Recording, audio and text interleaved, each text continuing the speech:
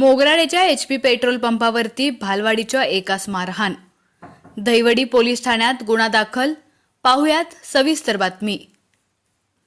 दहिवडी फलटण रोडवर असणाऱ्या मोगराळे येथील HP पेट्रोल पंपाच्या मालकानं पेट्रोल पंपावर आपल्या गाडीमध्ये डिझेल भरण्यास आलेल्या ग्राहकास मारहाण करून आर्थिक लूट केल्याप्रकरणी दहिवडी पोलीस ठाण्यात विजय जगदाळे याच्यावर गुन्हा दाखल करण्यात आलाय। भालवडी येथील गोरख पाटोळे वय वर्ष 68 यांनी याबाबतची फिर्याद दहिवडी पोलीस ठाण्यात नोंदवली आहे। त्यानुसार दहिवडी पोलिसांनी दिलेली माहिती अशी की गोरख पाटोळे यांनी 4 जुलै रोजी दुपारी 4:45 वाजण्याच्या सुमारास मोगराळे येथील HP पेट्रोल पंपावर 4 चाकी गाडी क्रमांक MH11BV 7576 मध्ये 3000 रुपयांचं डिझेल टाकलं।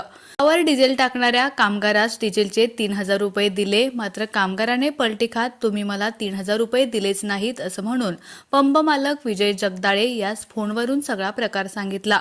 त्यावेळी पंप मालक आल्यानंतर त्याने गाडी अडवून ठेवत गाडीतून बाहेर बोलवून तुम्ही 3000 रुपये दिले नाहीत ते तुम्हाला द्यावे लागतील असं म्हणून गोरख पाटोळे यांच्या शर्टच्या वरच्या खिशात असणारे 3000 रुपये जबरदस्तीनं काढून घेतले, तसेच कानाखाली चापट मारून खाली ढकलून दिलं।